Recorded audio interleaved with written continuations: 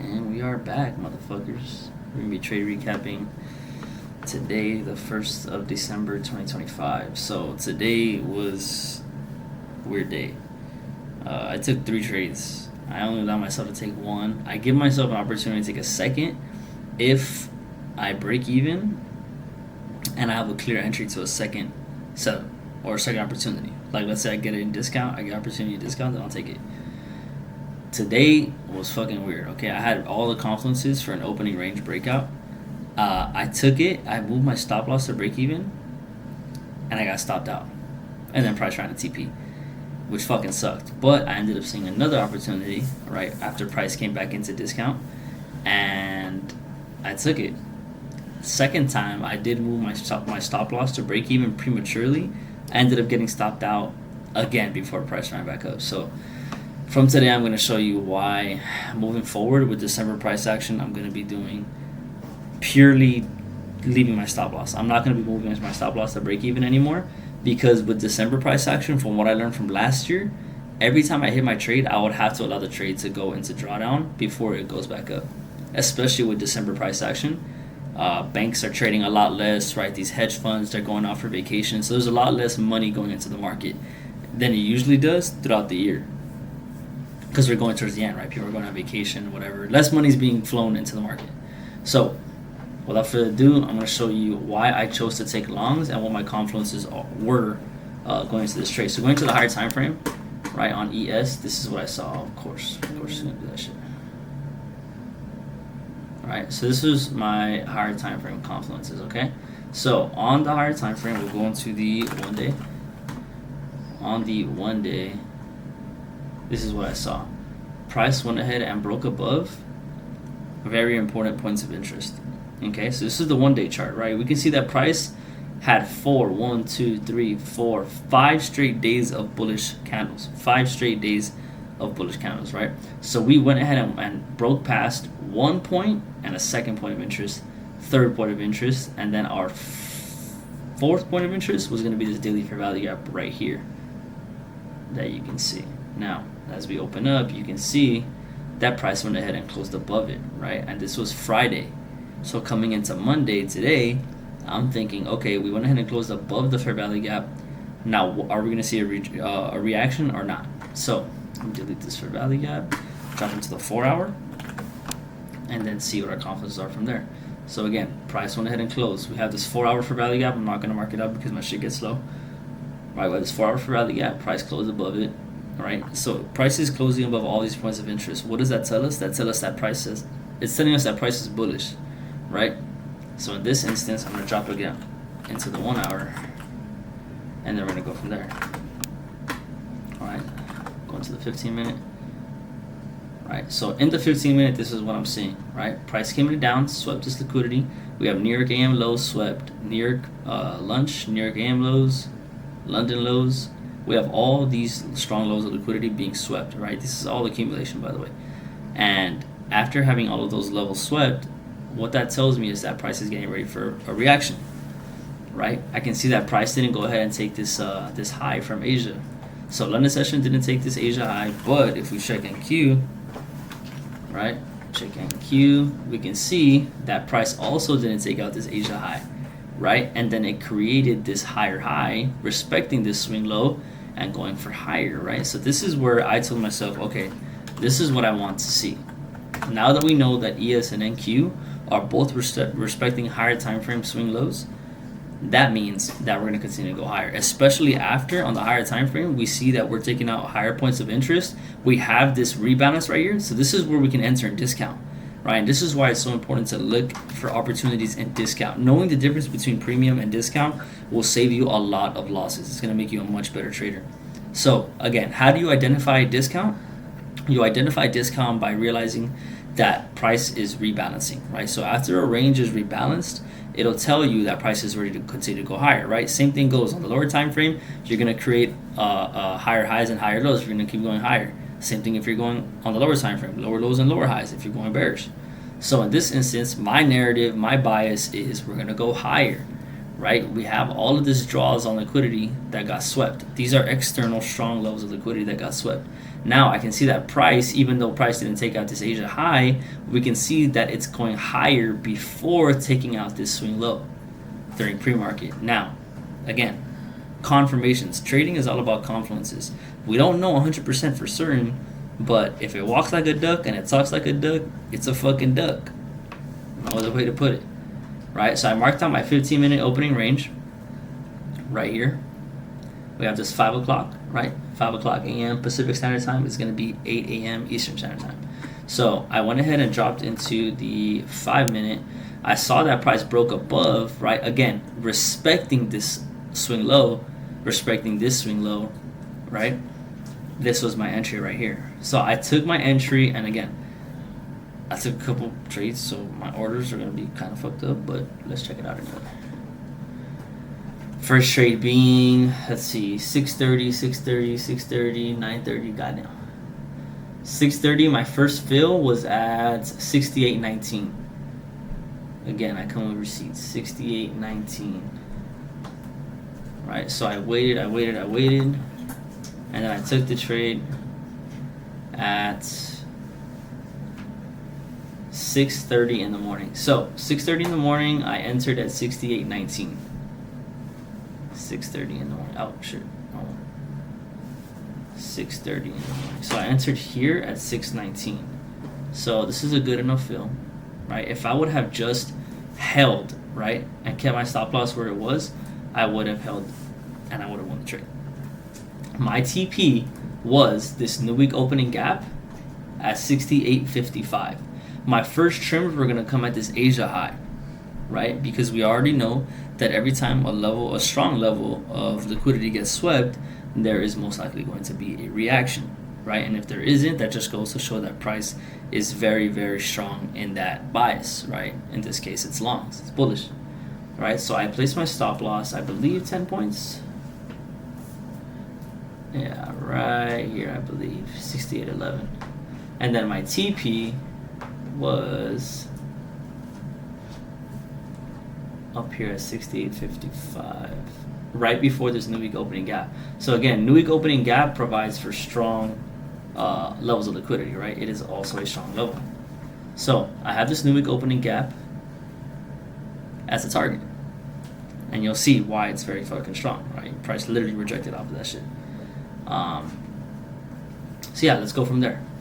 So change back into the 5-minute, into the 1 minute. And then we're going to see why December price action is so fucking bad, right? We're going to go ahead and run through this shit. So first TP, right, price, and this is where I got stopped out. Mind you, right here is where I got stopped out.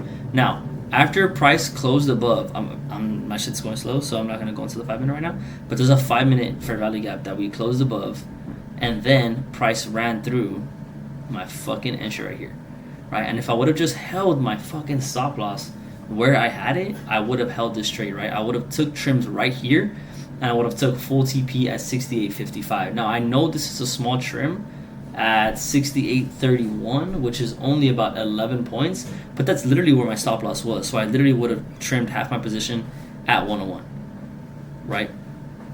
It just so happened that draw on liquidity was there, right? My targets, your targets need to be strong levels of liquidity.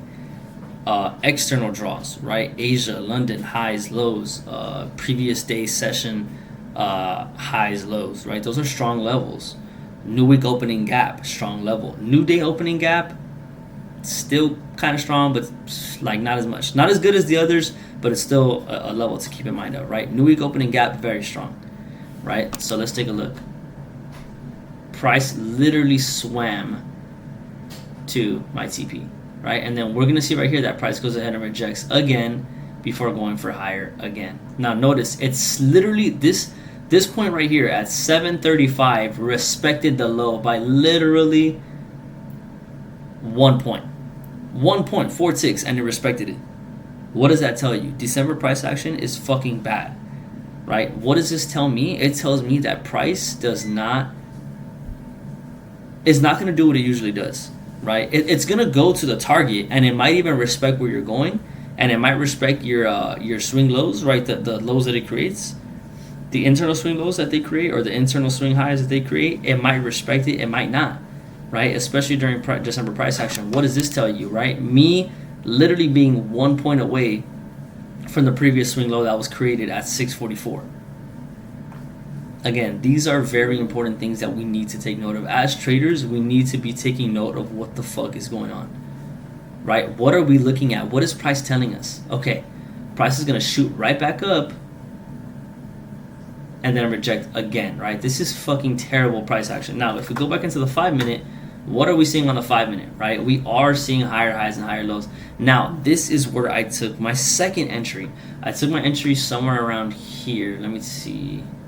Check out our orders. My shit doesn't want to load.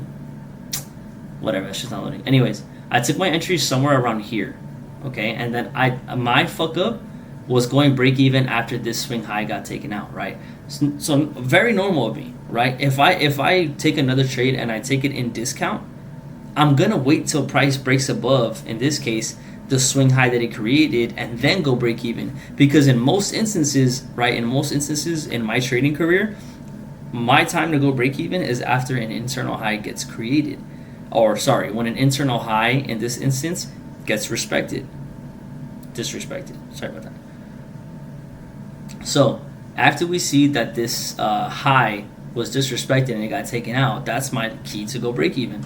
But again, what does December price action tell me in my history, in my experience trading for a year and 3 months, 15 months trading? What have I learned from all this? December price action is fucking shit. I need to respect my stops, right? Once I entered this trade somewhere around here, I put my stop down here around 68.26, and I targeted same thing at 68.55. Now, if I would have just held, again, I would have never had to take a second trade if I would have just held from the beginning. If I would have held from the beginning to my target, I would have gotten hit. I would have hit TP, right? But this is where price starts to goof off, right? Price goes all the way up here, literally touches it, and then look, it literally touches it. This is where I would have won, but I want you to see this reaction, right? And this is why it's really important to understand what levels have the best chance at giving a reaction. Check this out. Literal fucking Diddy candle to the downside. Right off of that. That rejection is fucking insane. Literally at new week opening gap. It's not for no reason, right? My boy put me onto this shit. I'm not even gonna lie. I never used to mark out a new week opening gap. He put me onto that shit. Thank you. This comes with experience, right? Yes, I had a break-even day. I had 3 break-even trades, right? What does it tell you? What does it say about myself? It tells me that I'm scared to lose. I'm scared to see my trade in drawdown, right? Despite as experienced as I am, I'm obviously not profitable. I obviously don't have max allocation. I obviously don't have 20 different prop firms accounts and a live account to trade with, right? What does this tell you? I still need work, right? But if I want to succeed in this, I need to not be afraid. I need to understand that these are statistics. I need to understand that I've learned a lot. I need to understand that I've come so far with trading, and I need to trust myself. And when I'm wrong, I need to accept that I'm wrong. And that's it. In order for you to get this shit, bro, you have to be willing to drop everything and everyone. If you can't sacrifice, this shit is not for you. The only reason why I've come this far, despite my shortcomings, despite me not yet having max allocation, getting paid out after passing multiple accounts, despite my shortcomings, all the progress that I've made has shown me my potential and what I'm capable of achieving. I wouldn't have been able to come this far if I didn't make the sacrifices that I made. If I didn't drop the people that I dropped. If I didn't stop being friends with certain people. If I didn't stop trying to hang out at every single invite that they gave me. If you're trying to be like everybody else, you're going to be like everybody else. But if you want to be someone that makes 6 figures, you have to be the kind of person that's going to make 6 figures. The kind of person that makes 6 figures a month does not do all the bullshit that you're currently doing. You need to drop those fucking friends. Stop hanging out with your family all the time. You got to give your time to the charts. The only reason why I'm able to call these things out and anticipate price and analyze price action like the way I've been doing lately is because I made all the sacrifices in the past to get to where I'm at now. This is a really famous quote by Bill Gates where he says, in order for you to succeed, you cannot have that many friends.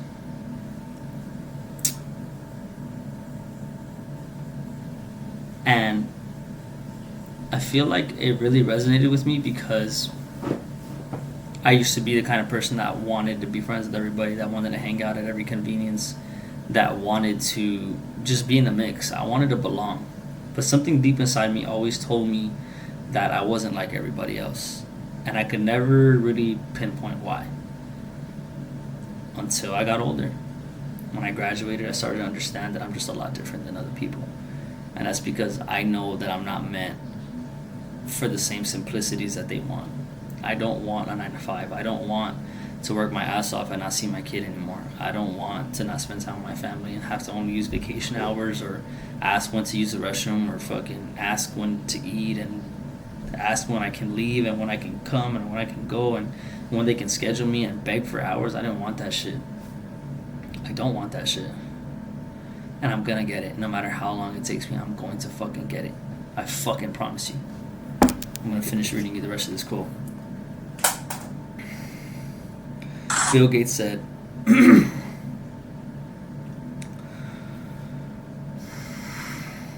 it goes like this.